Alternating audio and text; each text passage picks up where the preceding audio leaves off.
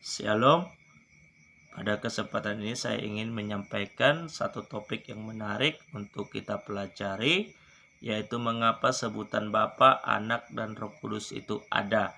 Ini pertanyaan dari saudara kita Herli Mongolilala yang saya temukan di website saya. Jadi saya akan memberikan jawaban, kiranya jawaban ini bisa membantu dan memberikan pengertian yang benar tentang firman Tuhan. Jawaban yang pertama, mengapa sebutan Bapa, Anak, dan Roh Kudus itu ada, yaitu karena memang pada dasarnya bahwa sebutan Bapa, Anak, dan Roh Kudus itu sudah ada dan tercatat di dalam Alkitab. Kita akan cross check, kita akan selidiki. Yang pertama adalah karena kitab Mazmur mengatakan bahwa Allah adalah Bapa bagi anak yatim. Itu tertulis dalam Mazmur pasal 68 ayat yang ke-6.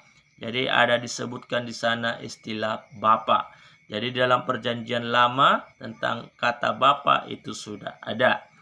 Yang kedua, mengapa sebutan Bapa, Anak, dan Roh Kudus itu ada? Yang kedua, karena Allah yang Esa itu sendiri yang menyatakan diri sebagai Bapa, Anak, dan Roh Kudus. Misalnya tertulis di dalam Yohanes 3 ayat yang ke-16, Ibrani pasal yang pertama ayat 5 dan 6, bahkan ayat yang ke-8, Matius pasal yang ketiga ayat yang ke-17, Lukas pasal 3 ayat 22, Markus pasal 1 ayat yang ke-11. Itulah ayat-ayat di mana Allah yang Esa itu menyatakan diri sebagai Bapa, Anak, dan Roh Kudus.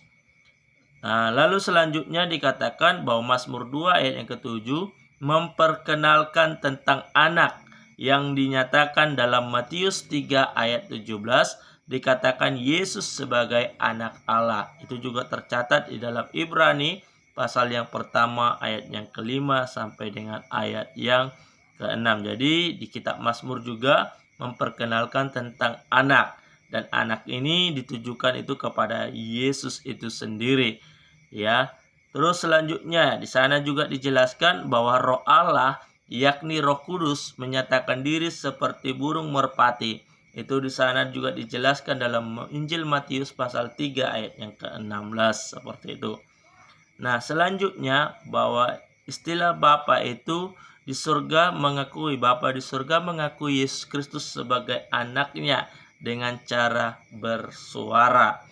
Di sana dijelaskan di Injil Matius pasal 3 ayat yang ke-17 seperti itu. Jadi, karena Allah yang Esa itu sendiri yang menyatakan diri sebagai Bapa, Anak, dan Roh Kudus.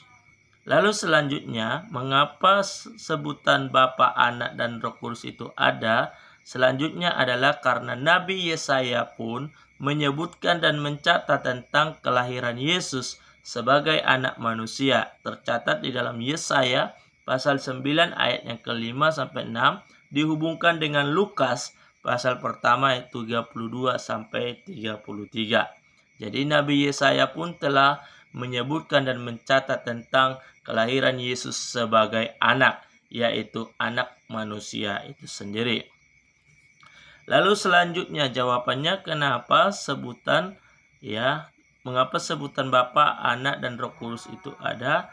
Dikatakan bahwa karena Yesus sendiri yang memperkenalkan, mengajarkan, dan menyatakan istilah Bapa, Anak, dan Roh Kudus sebagai Allah yang Esa. Misalnya dalam Matius 28 ayat 19, Lukas 11 ayat yang kedua dan 13, Yohanes 5 ayat yang ke-19, Yohanes pasal yang ke-10 ayat 30, 36 sampai 38, Matius 11 ayat 27, Matius 16 ayat 27, Lukas 10 ayat 21 sampai 22, Matius pasal 7 ayat yang ke-11. Di sana Yesus menjelaskan tentang Bapa di sorga. Jadi itu karena Yesus sendiri yang memperkenalkan, mengajarkan, dan menyatakan istilah Bapa, Anak, dan Roh Kudus sebagai Allah yang Esa.